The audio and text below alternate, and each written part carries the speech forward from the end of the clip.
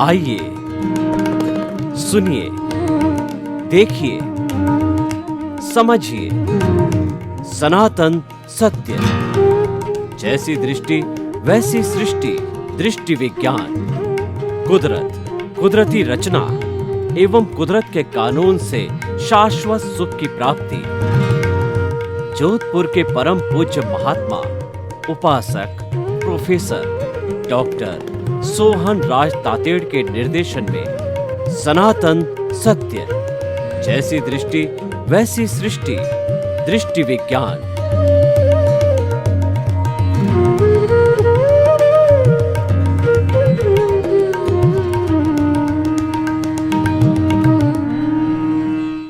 भाई और बहनों, मातृशक्ति को नमन। आज का हमारा बहुत सुंदर विषय आत्मा एवं कर्म का संबंध। बहुत सुंदर टॉपिक है। आत्मा चेतन है और कर्म जड़ है। इन दोनों के कारण हमारे को ये शरीर मिला है। इन दोनों के कारण हमारे को ये इफेक्ट बॉडी मिली है, ग्रॉस बॉडी मिली है, स्थूल शरीर मिला है। तो कारण है वो कर्म है, जो कॉज है वो कर्म है, और इफेक्ट है जो बॉडी आप देख रहे हो। और ये 84 लाख जीवा योनि जो कि बर्थ प्लेसेज है, और उनमें आत्मा की संख्या असंख्य अनंत है। सबको एक ही सिस्टम, कर्मों के अधीन ये ग्रॉस बॉडी मिलती है। तो ये आखिर क्यों मिलती है, कैसे मिलती है, उसका कारण क्या है, और ये आत्मा और कर्म जो है ये आपस में कैसे जुड़ गए। चेतन को क्या मजबूरी हो गई कि वो जड़ के साथ में मिला, और कब से मिला, ये एक जिज्ञासा का प्रश्न है। इस जिज्ञासा को लेकर भगवान महावीर को उनके शिष्यों ने पूछा, प्रभु आप बताइए कि आत्मा और कर्म का संबंध कब से है। भगवान को इसका उत्तर ध्यान नहीं था, तो उन्होंने इसका प्रति प्रश्न किया अपने शिष्यों को कि आप बताओ, पहले मुर्गी हुई या अंडा हुआ। शिष्य सोचते रहे, मुर्गी बिना अंडा नहीं होता, अंडे बिना मुर्गी होती। सोचते सोचते आखिर थक गए और उन्होंने भगवान से प्रार्थना की, प्रभु हम अज्ञानी हैं, आप महान ज्ञानी हैं, दयालु है, आप करुणा के सागर है, आप सर्वज्ञ है, आप बताइए। तो भगवान ने कहा, मैं भी इसका उत्तर नहीं जानता। तो उन्होंने कहा कि आप बार बार प्रश्न न करो, उसके लिए इसको पश्चानुपूर्वी मानिए। यानी अनादि अनंत काल से ये जो जड़ और चेतन मिले हुए हैं, और शादी शांत की अवस्था से जो हमारा वर्तमान शरीर है उसके साथ में कर्म और कर्म शरीर मिला हुआ है। इसी कारण ये ग्रॉस बॉडी मिलती है। और जिस दिन ये कर्म शरीर है जो कि अज्ञानता कही जाती है, तो ये जब अलग हो जाएगी, जड़ चेतन से अलग हो जाएगा, चेतन के भीतर एक भी जड़ का परमाणु नहीं रहेगा, उस समय के अंदर ये मूल स्वरूप जो है शुद्ध आत्मा भगवान अकेली नहीं रह सकती है, और वो सिद्ध शिला में जाकर के ईश्वर बन के, भगवान बन कर के अनंत ज्ञान, अनंत दर्शन, अनंत शक्ति और अनंत सुख का धाम बन कर के, और वहाँ पर परमानेंटली वो अवस्थित हो जाएगी, ईश्वर बन जाएगी।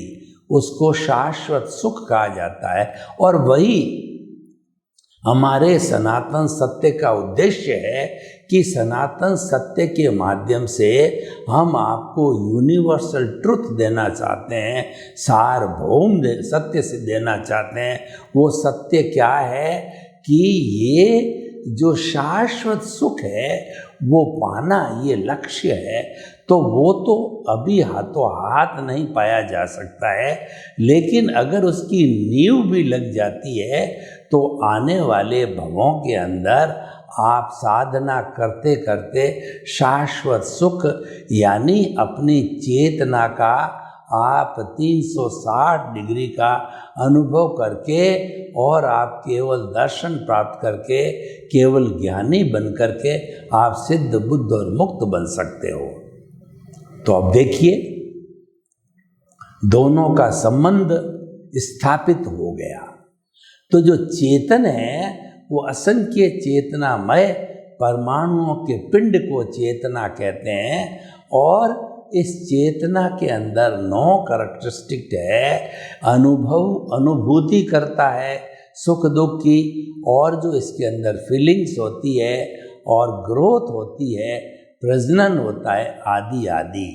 तो ये विज्ञान ने भी इस 9 कैरेक्टरिस्टिक को कॉन्शियसनेस के रूप में मान्य किया है। यानी हमारी आत्मा के जो लक्षण हैं वो विज्ञान सम्मत है, और चेतना होती है तभी हम कोई भी प्राणी हम जो हलन चलन करते हैं, सुख दुख की अनुभूति करते हैं, फीलिंग करते हैं, और चेतना नहीं हो तो वो मुर्दा है, वह जड़ है, उसमें न तो कोई फीलिंग है और न उसके अंदर कोई सुख दुख की अनुभूति। एक बहुत बड़ा बेसिक डिफरेंस है।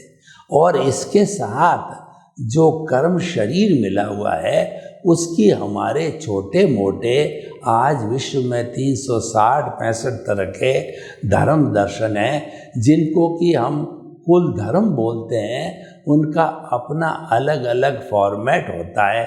उन सभी कुल धर्मों ने जो आत्मा में विश्वास करते हैं, उन्होंने कर्म सत्ता को स्वीकार किया है, क्योंकि बिना कर्म के आत्मा इस शरीर में नहीं रह सकती है, न अनुभव की जा सकती है।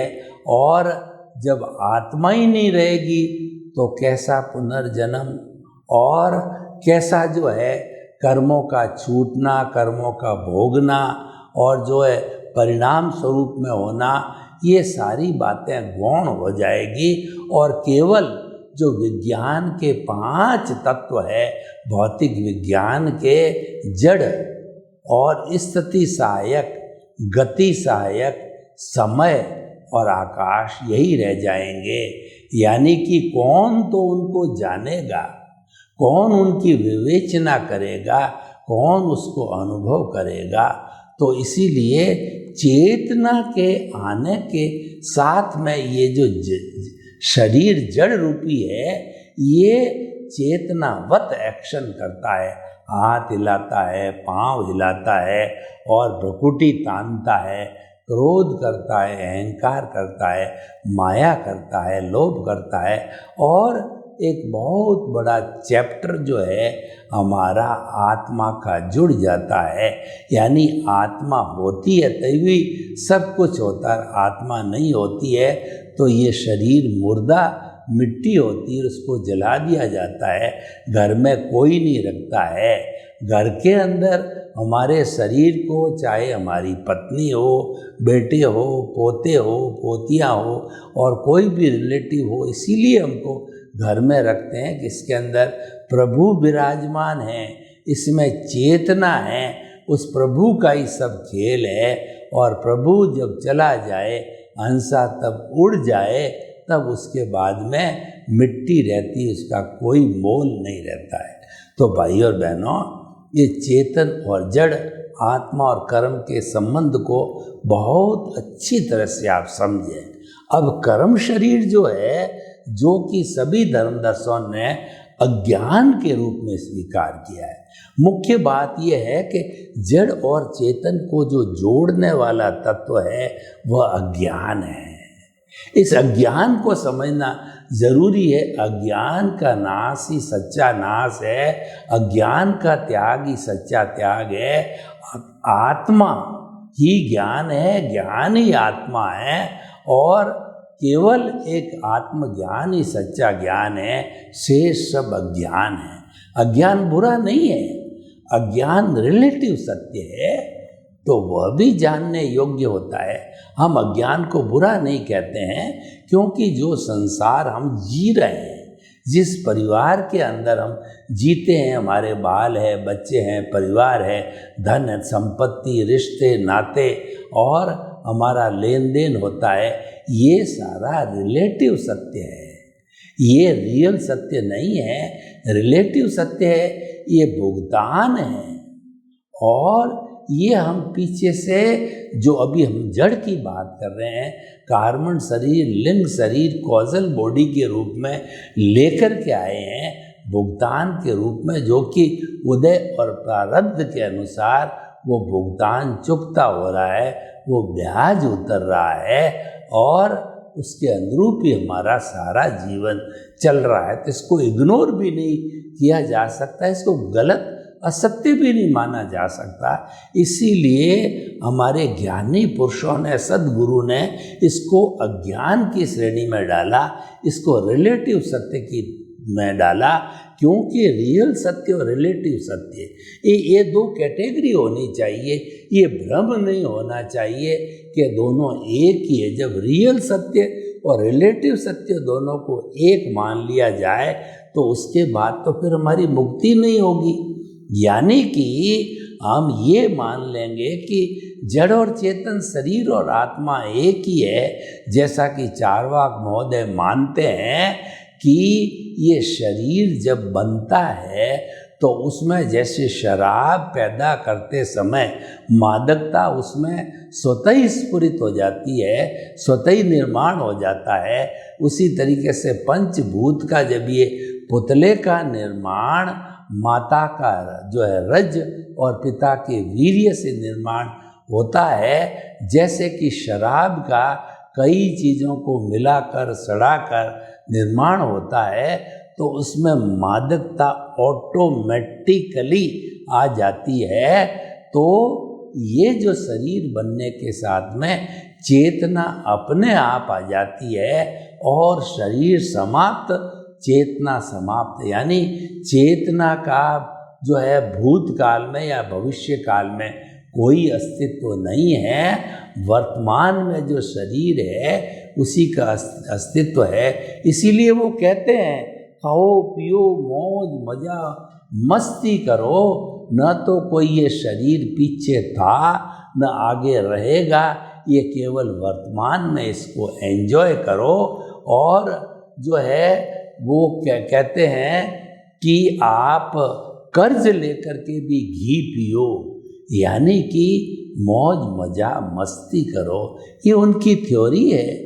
लेकिन अध्यात्म विज्ञान की थ्योरी का सबसे मूल बिंदु है आत्मा अलग, शरीर अलग, दोनों को अलग अलग मानना और दोनों को जुड़ने नहीं देना, पुरुष और प्रकृति को जुदा रखना, भेद विज्ञान करना, जुदापन की जागृति करना, ज्ञाता दृष्टा बने रहना, ये सबसे बड़ी साधना है।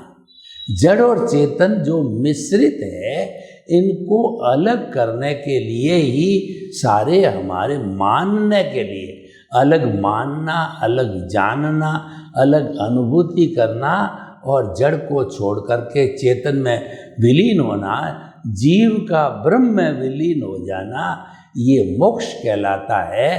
तो ये हमारी पूरी जो अध्यात्म विज्ञान की जो है कहना चाहिए पूरी थ्योरी है।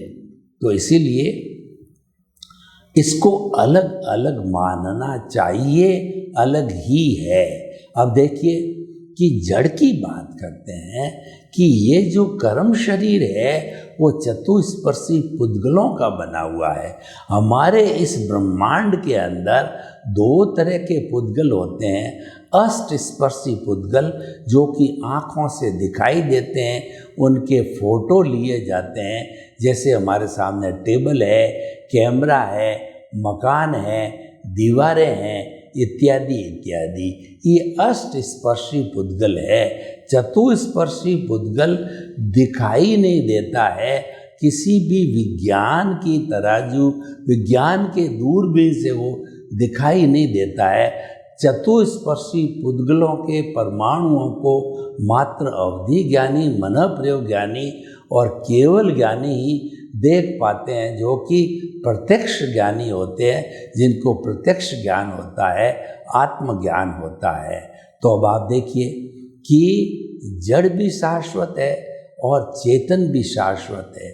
जड़ का सूक्ष्मतम रूप परमाणु, जो भगवान महावीर ने कहा कि परमाणु नॉन डिस्ट्रक्टिबल, नॉन डिविजिबल, शुद्धतम न्यूनतम पुद्गल का रूप है, जो न किसी को रोकता है न किसी से रुकता है। वह जीवन की एक सच्चाई है, वह इटर्नल है। जैसे चेतना इटर्नल है, तो वह जो है परमाणु भी इटर्नल है। लेकिन जब वो अकेला रहता है, जब इटर्नल है, एक परमाणु दूसरे परमाणु से मिल करके द्विपरमाणु हो जाता है, चतुपरमाणु हो जाता है, अष्ट परमाणु हो जाता है, असंख्य परमाणु मिल जाते हैं, अणु बन जाते हैं, तब वो जो है अशुद्ध हो जाते हैं। तो भाई और बहनों, हम आपको बताना चाहते हैं कि ये जो जड़ पदार्थ है, ये गलन मिलन धर्मा है। इसमें फ्यूज़न होता है और इसके अंदर जो कॉम्बिनेशन होता है, यानी गलन होता है, मिलन होता है। उस गलन मिलन को पर्याय कहा जाता है। पर्याय का अर्थ होता है कि उत्पाद होता है, व्यय होता है।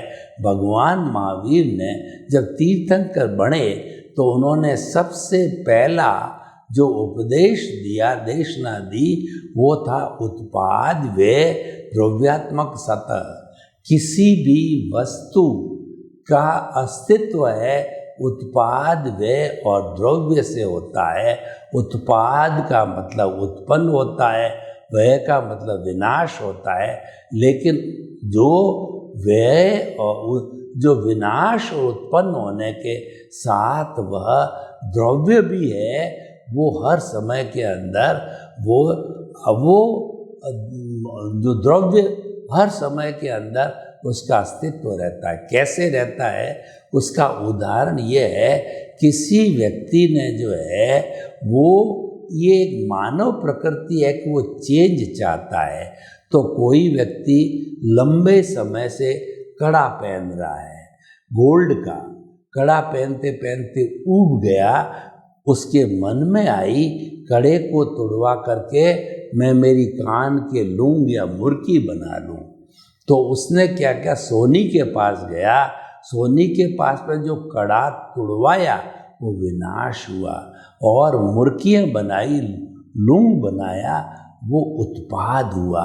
पर मैं आपको प्रश्न करना चाहता हूँ कि चाहे मुर्की लूंग हो चाहे कड़ा हो, दोनों स्थिति के अंदर सोना सोना ही है। इसका अर्थ क्या हुआ कि उत्पाद व्यय के बाद जड़ जड़ ही रहता है, चेतन चेतन ही रहता है। तो भाई और बहनों, दोनों आपस के अंदर इस तरीके से मिले हुए हैं कि अपना अपना अस्तित्व हमेशा वो कायम रखते हैं। इसको कहते हैं कि चेतना टंकोत्कीर्ण है। टंकोत्कीर्ण का अर्थ हुआ, एक उदाहरण से समझाना चाहता हूँ कि जो है आपका दूध है, दूध के ऊपर आपने घी की 8-10 बूंदें डाल दी और उसका बिलोना करते रहो, खूब हिलाया, और हिलाते हिलाते जो है फिर भी वह बूंदें जो है दूध के साथ में मिश्रित नहीं हुई। जैसे कि मिश्री मिल जाती है या नमक मिल जाता है, घुलनशील हो जाता है, लेकिन वो बूंदें नहीं मिली। तो इसका अर्थ यह हुआ कि दोनों आपस में जुड़ तो गए, लेकिन चेतन कभी जड़ नहीं हो सकता, जड़ कभी चेतन नहीं हो सकता है। वो इस तरीके से घुला मिला है कि जैसे कि तिल के अंदर तेल होता है, लकड़ी के अंदर आग होती है, उसी तरीके से आत्मा के अंदर जो है वह जड़ तत्व कार्बन शरीर उसके अंदर रहता है, और वही सब खेल खिलाता है। हमारे जीवन का खेल खिलाने वाला जो जादूगर है वो कार्बन शरीर है। कार्बन शरीर के लिए कहा गया कि रंगमंच ये जगत है और कर्म खिलावन हार, और नाना रूप बनाए के चेतन खेलन हार। यानी जो ये चेतन तत्व आत्मा है ये जड़ से जुड़ा हुआ है, और जिस तरीके से जो है राम लीला करने वाले अलग अलग करैक्टर, अलग अलग अपना रूप बना करके अपना पार्ट खेल करके चले जाते हैं, उसी तरीके से हम इस दुनिया में आते हैं अपना रोल अदा करके, माता का, पिता का, भाई का, बहन का, रिलेटिव का, किसी अपने अपने तरह का रोल निभा करके आयुष्य के अधीन जितना आयुष्य होता हम इस दुनिया में चले जाते हैं और फिर नया आयुष्य धारण करते हैं, यानी कि नया जीवन हम प्राप्त करते हैं।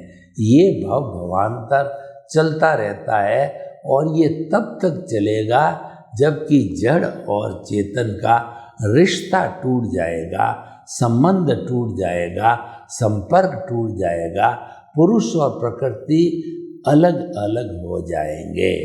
तो सबसे बड़ी साधना है पुरुष प्रकृति का जुदापन, इसको कभी भी आपस के अंदर मिलने नहीं दो।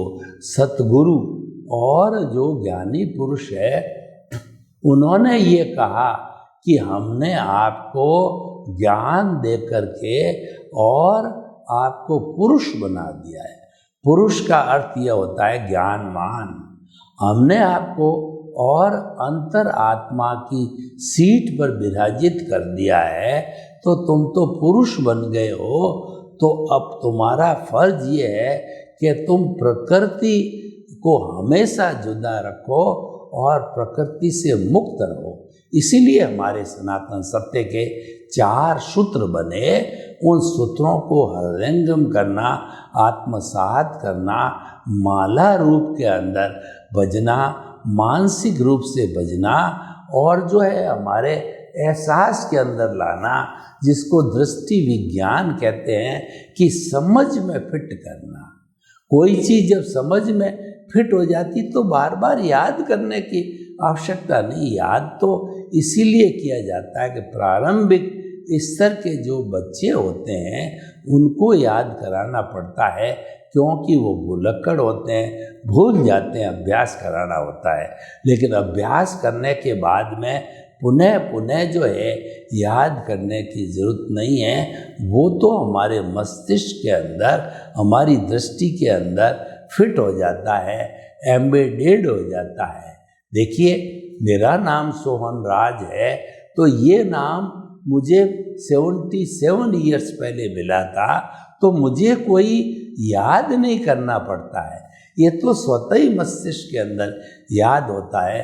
आपका मोबाइल नंबर भी आपको याद रहता है, आपका पत्नी का नाम भी याद रहता है, आपका गुरु का नाम भी याद रहता है, आपका एड्रेस भी याद रहता है, क्योंकि ये चीज़ें तो स्वतः स्फुरित होती है, ये ऑटो मोड वाली होती है।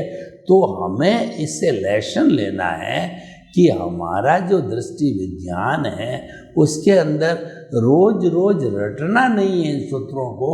ये आप परमानेंटली दृष्टि के अंदर फिट कर दीजिए, जिसका नाम दृष्टि विज्ञान है, और उसमें हर क्षण जो है उसकी घंटी बजती रहनी चाहिए, कभी भी विस्मृति नहीं होनी चाहिए। और इस जागृति का जो दिया है वो जन्म जन्मांतर तक जो है दिया जलता रहना चाहिए।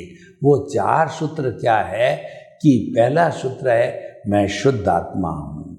ये चेतन तत्व है, वो इसका अस्तित्व शुद्ध आत्मा है। हम अभी शुद्ध आत्मा बने नहीं हैं, क्योंकि जिस दिन शुद्ध आत्मा बन जाएंगे त्यों ही मुक्ति में चले जाएंगे। फिर हम वार्तालाप नहीं कर पाएंगे, क्योंकि शरीर नहीं होगा। ये तो हमारा लक्ष्य हो गया। दूसरा ये है, अभी हमने बताया कि जड़ और चेतन का जो मिश्रण है उसमें मन वचन काया से मुक्त, ऐसा मैं शुद्ध आत्मा। शुद्ध आत्मा मेरा अस्तित्व है, और ये मन वचन काया हमारा भुगतान है ये हमारा जो है व्यवहार जगत है, ये हमारा कर्जा है, ये हमारी ध्वनि की प्रतिध्वनि है, ये हमारा परिणाम है, ये हमारा रिजल्ट है। जो परीक्षा हमने पिछले जन्म में दी थी और वो रिजल्ट इस जन्म में मिल रहा है। पिछले जन्म में जैसे जैसे भाव डाले थे, इस जन्म के अंदर उदय प्रारब्ध के अनुरूप जो है वो हमारे जो है कहना चाहिए द्रव्य कर्म उदय और प्रारब्ध में आते हैं। तो ये सारा उसका सिस्टम हो गया। तो भाई और बहनों, पहला सूत्र हो गया मैं शुद्ध आत्मा हूँ। दूसरा सूत्र हो गया कि मैं मन वचन काया से मुक्त ऐसा शुद्ध आत्मा हूँ। यानी हमें इसको इस तरीके से एहसास करना चाहिए, इस तरीके से रियलाइज करना चाहिए कि जो ही सांस भीतर जाए पेट फूलना चाहिए। भीतर जाने के साथ साथ में हमारा जो ये दृष्टि विज्ञान है, हमारा जो आर्ट ऑफ द विजन है, उसमें जो 4 सूत्र फिट किए गए हैं, तो भीतर जाना चाहिए मैं। और उसके बाद में जब श्वास बाहर निकले तो पेट सिकुड़ना चाहिए, उसके साथ के अंदर ये घंटी की आवाज़ आना चाहिए, शुद्ध आत्मा हूँ। श्वास भरो मैं, श्वास निकालो शुद्ध आत्मा हूँ, मैं शुद्ध आत्मा हूँ। सांस भरा मैं, सांस निकला शुद्ध आत्मा हूँ। दूसरा, मन वचन काया से मुक्त ऐसा मैं शुद्ध आत्मा हूँ। तीसरा, ये मन वचन काया कुदरती रचना है और मन वचन काया कुदरती रचना से मुक्त ऐसा मैं शुद्ध आत्मा हूँ। सर्वे भवन्तु सुखिनः, सर्वे सन्तु निरामया। लोक के सब जीवों को सुख मिले, शांति मिले, आनंद मिले, प्रेम मिले, सौहार्द मिले और सभी अच्छे अच्छे परोपकार के कार्य करके मानव जीवन को धन्य बनावें, जो कि दुर्लभ है। आपके प्रति मंगल भावना, शुभकामना।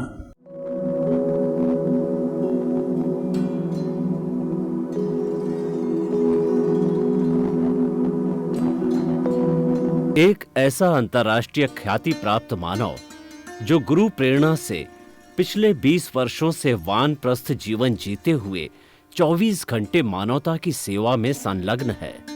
एक ऐसा मानव जो अभी राष्ट्रीय, अंतर्राष्ट्रीय टीवी चैनलों पर 7,500 एपिसोड के माध्यम से सनातन सत्य, आत्मविज्ञान एवं पुनरुत्थान व्यवहार एवं निश्चय जगत के जीवनोपयोगी विषयों पर हृदय स्पर्शी प्रवचन कर चुका है।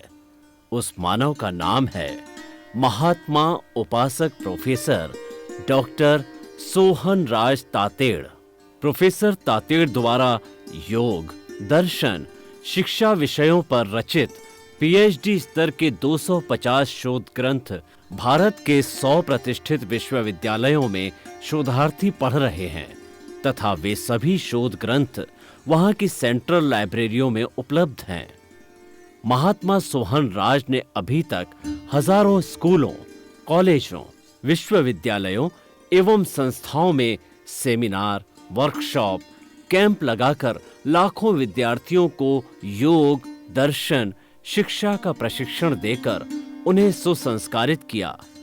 डॉक्टर तातेड़ ने भारतीय संस्कृति उत्थान के 4000 से अधिक समसामयिक विषयों पर आर्टिकल लिखकर ऑनलाइन जर्नल, पत्रिकाओं, वेबसाइट्स पर प्रकाशित किया, जिसका उपयोग लाखों पाठक कर रहे हैं। उपासक तातेड़ के 5000 से अधिक आज का सुविचार, आज का शुभ संदेश, आज का मंगल भावना योग आदि चिंतन websites, Twitter, blogger, Facebook, YouTube माध्यमों से लाखों लोग अपना जीवन निर्माण कर रहे हैं। मानवता के मसीहा ऐसे महामानव महात्मा सोहन राज तातेड़ के प्रोफाइल को अभी तक विश्व के 20 लाख दर्शक यूट्यूब पर, 12 लाख गूगल पर एवं लाखों दर्शक फेसबुक, ब्लॉगर, ट्विटर और इंस्टाग्राम पर देख चुके हैं।